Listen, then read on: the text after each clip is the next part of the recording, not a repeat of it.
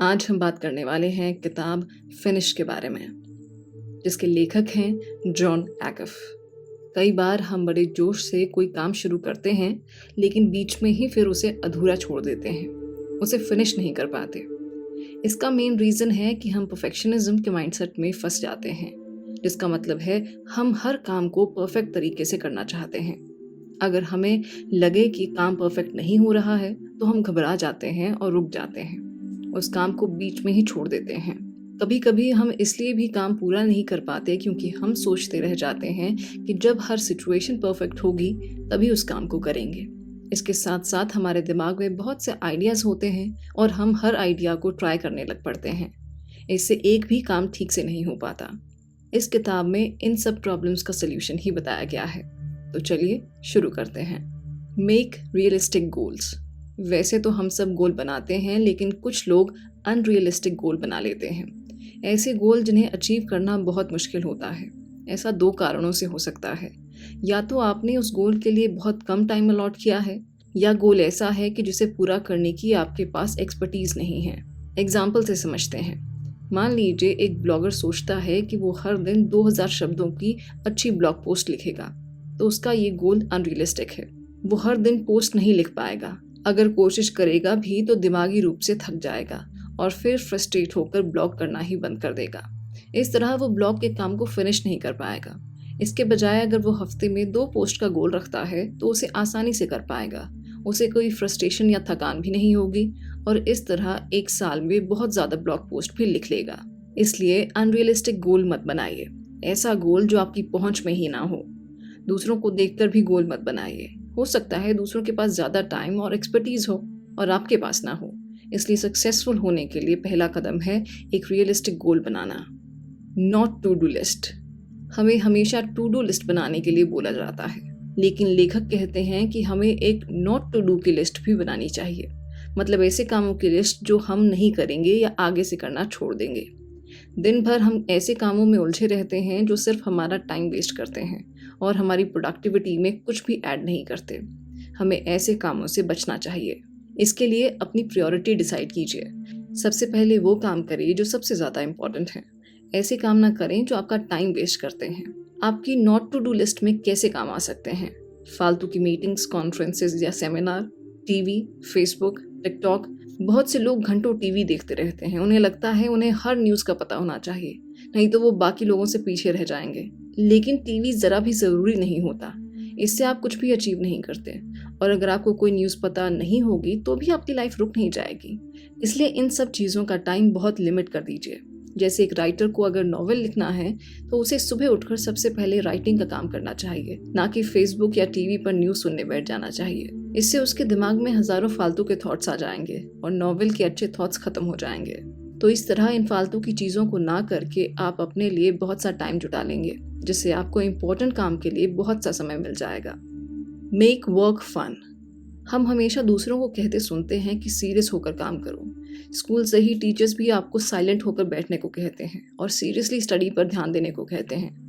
लेकिन सीरियस होकर काम करने से वो बोझ लगता है, इसलिए बहुत से लोग काम को फिनिश नहीं कर पाते क्योंकि वो बोर हो जाते हैं और थका थका सा फील करते हैं।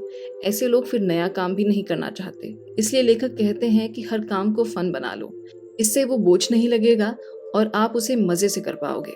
कितना अच्छा हो अगर टीचर्स भी हर सब्जेक्ट को फन बना दें, उन्हें गेम्स और प्रोजेक्ट्स करवाएं, उन्हें अपनी बात चाहे वो उल्टी सीधी ही हो रखने दें, बाद में उसमें सुधार कर दें। इससे हर बच्चा पढ़ना चाहेगा और कोई फेल नहीं होगा। लेकिन स्टडी को बहुत बोरिंग तरीके से पढ़ाया जाता है और बच्चों को ये बोझ लगता है, इसलिए बहुत से बच्चों का पढ़ाई करने का मन नहीं करता। आप अपने काम को फन कैसे बना सकते हैं? हर आधे घंटे में ब्रेक लेते रहें, पसंदीदा म्यूजिक सुनें, गार्डन में छोटी वॉक लें, जोक्स पढ़ें, किसी डांस नंबर पर डांस कर लें।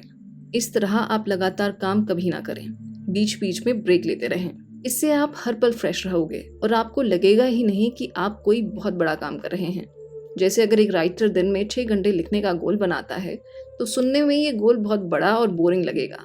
लेकिन अगर वो राइटर हर आधे घंटे में उठकर ब्रेक लेता रहेगा और बाहर गार्डन में घूमते हुए म्यूजिक सुनेगा तो उसे ये काम ज़रा भी बोझ नहीं लगेगा और ऐसे ही उसके 6 घंटे कब गुजर जाएंगे उसे पता ही नहीं चलेगा। तो इस तरह अपने हर काम में फन एलिमेंट जोड़ दें। इससे आप भरपूर जिंदगी भी जी लेंगे और आपके गोल भी कंप्लीट होते रहेंगे।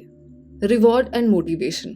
अगर आपको अपना काम या गोल फिनिश या कंप्लीट करना है तो आप उसे हमेशा किसी रिवॉर्ड से लिंक कर दें। जैसे अगर बॉडी बिल्डिंग करनी है तो ये सोचें कि इससे आप हैंडसम लगोगे। अगर ब्लॉग शुरू करना हो तो ये सोचें कि आपको पैसिव इनकम होने लगेगी। अगर आपको सेल्फ हेल्प बुक पढ़नी है तो ये सोचें कि इससे आपको बहुत सा ज्ञान मिलेगा। गोल में रिवॉर्ड को लिंक कर देने से आप मोटिवेशन से भर जाते हो और आपकी प्रोडक्टिविटी भी बहुत बढ़ जाती है और आप गोल को फिनिश लाइन तक पहुंचा पाते हो। Target progress not perfection.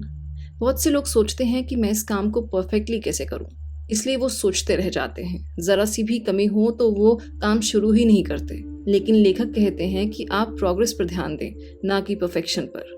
Perfect time कभी नहीं आता और ना ही परफेक्ट मूड या मोटिवेशन। आपके पास जो है उसी से काम पर जुट जाएं। पहले काम का रफ वर्जन ही बना लें, फिर उसमें इम्प्रूवमेंट करते जाएं। इससे अपने आप ही परफेक्शन आती चली जाएगी।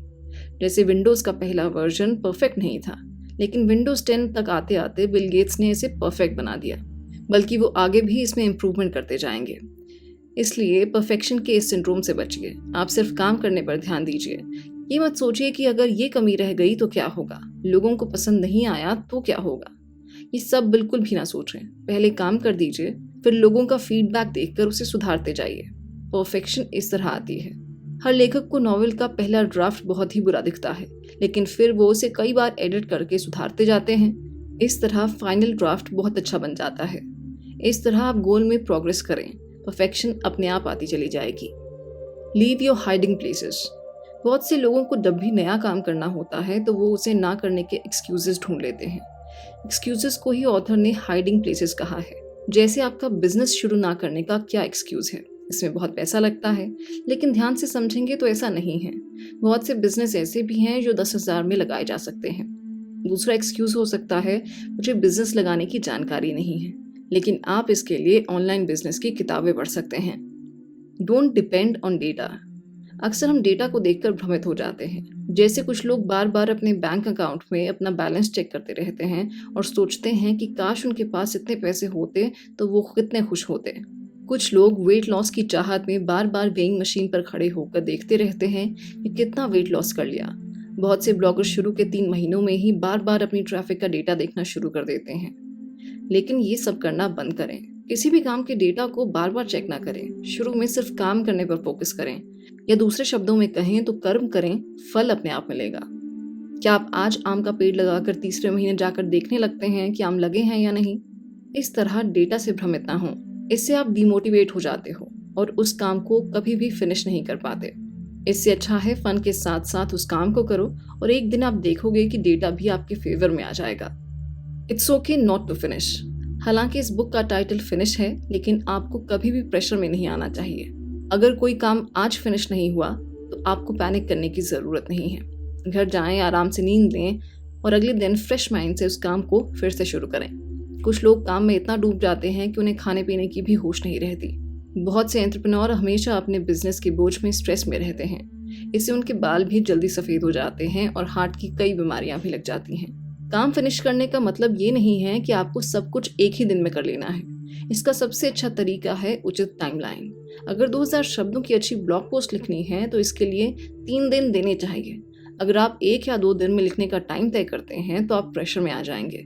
इससे आपकी हेल्थ तो खराब होगी ही, पोस्ट की क्वालिटी भी अच्छी नहीं हो पाएगी।